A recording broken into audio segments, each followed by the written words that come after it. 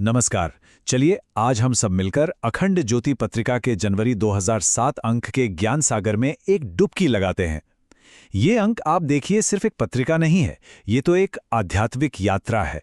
एक ऐसी यात्रा जो नए साल की पहली सुबह के साथ शुरू होती है और हमें प्रकृति, परमात्मा और खुद हमारे ही अंदर छिपी हुई अनंत शक्तियों के रहस्यों तक ले जाती है। पत्रिका की शुरुआत होती है इसी एक पंक्ति से, जो असल में एक वाक्य नहीं बल्कि एक पूरा मिशन है। ये हमें याद दिलाती है कि आध्यात्मिकता कोई दूर स्वर्ग में खोजने की चीज नहीं है, बल्कि यहीं इसी धरती पर अपने कर्मों से स्वर्ग बनाने का नाम है। और यही विचार, यही भाव इस पूरे अंक की आत्मा है। तो इस सफर में हम 5 मुख्य पड़ावों से गुजरने वाले हैं। शुरुआत करेंगे नए साल की ताजगी भरी उम्मीदों से, फिर प्रकृति और परमात्मा की अद्भुत शक्ति को महसूस करेंगे, अपने अंदर की ऊर्जा को जगाने की कोशिश करेंगे, सत्य और शक्ति के रास्ते पर चलेंगे और आखिर में भाषा और राष्ट्रीय गौरव के महत्व को समझेंगे। तो चलिए अपनी यात्रा के पहले पड़ाव पर चलते हैं। यहाँ नया साल सिर्फ कैलेंडर बदलने की बात नहीं है, बल्कि ये उम्मीद और आत्मचिंतन का एक नया सवेरा लेकर आया है। अंक का जो पहला लेख है, नववर्ष का नया सूर्य, वो हमें एक बहुत सुंदर बात याद दिलाता है कि हर अंधेरी रात के बाद सुबह जरूर होती है।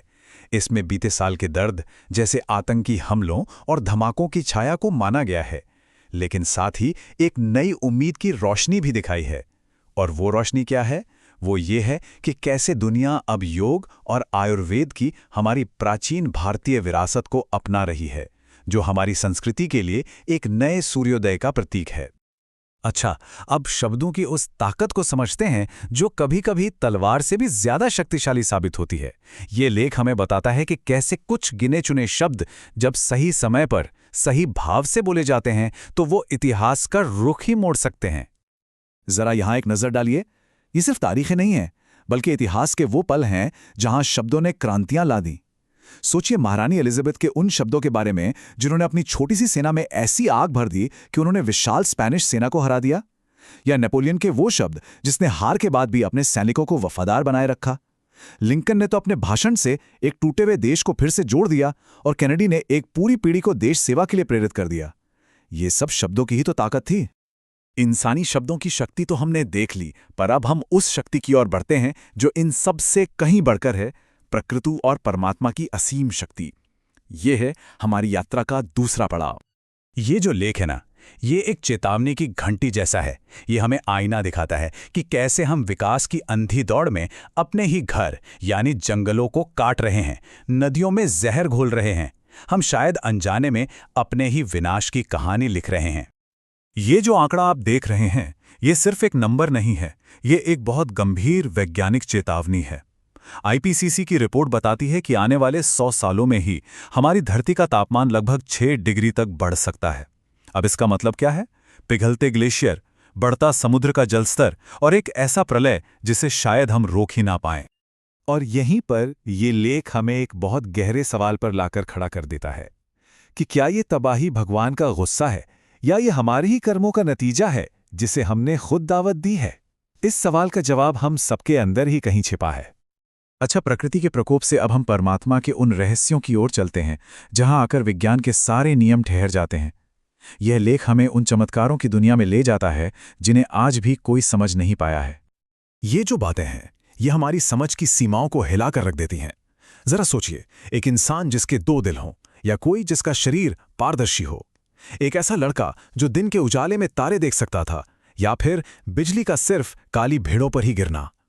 ये घटनाएं सिर्फ किस्से कहानियां नहीं हैं, बल्कि इस बात का सबूत है कि परमात्मा की शक्ति, उसकी लीला हमारे विज्ञान के नियमों से कहीं कहीं ज्यादा बड़ी है।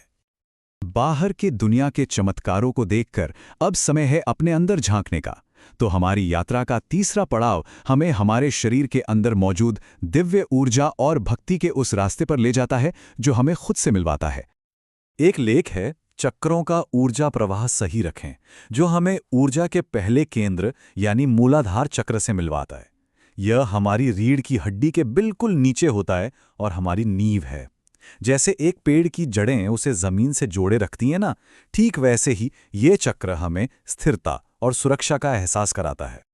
भक्ति गाथा में हम ऋषि शमिक की कहानी से एक बहुत गहरी सीख लेते हैं। ये कहानी हमें बताती है कि सच्चा ज्ञान अहंकार को नहीं बल्कि विनम्रता को जन्म देता है।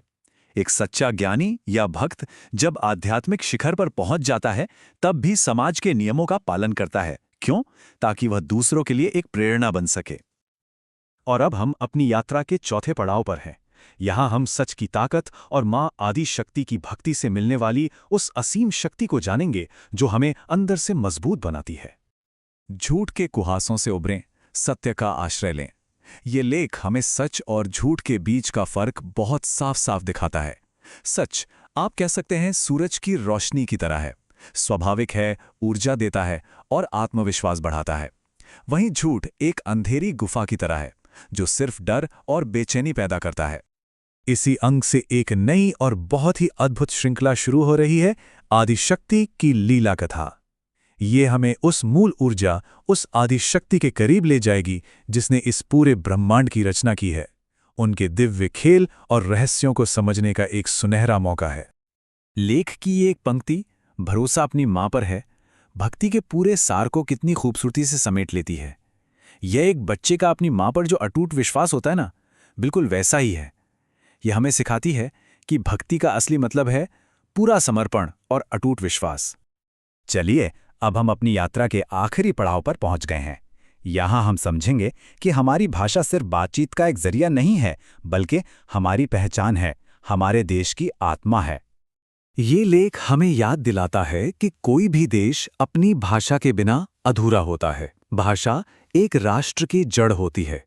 गुलामी के दौर और फिर इस वैश्वीकरण की दौड़ में हमारी हिंदी कहीं पीछे छूट रही है। अपनी भाषा बोलना सिर्फ जरूरी नहीं, ये हमारे आत्मसम्मान की बात है, क्योंकि जो देश अपनी भाषा खो देता है वो अपनी आत्मा ही खो देता है। तो कुल मिलाकर अखंड ज्योति का ये अंग एक नई शुरुआत का संदेश देता है। ये हमें सिखाता है कि हम कैसे आध्यात्मिकता को अपनी रोजमर्रा की जिम्मेदारियों, अपनी ईमानदारी और अपने देश प्रेम के साथ जोड़कर एक संतुलित और एक सार्थक जीवन जी सकते हैं। तो ये पूरी यात्रा इस एक सवाल के साथ समाप्त होती है जिसका जवाब हम सबको अपने अंदर खोजना है कि इस नए साल में हम सच्चाई, सादगी और सेवा के रास्ते पर कैसे चल सकते हैं।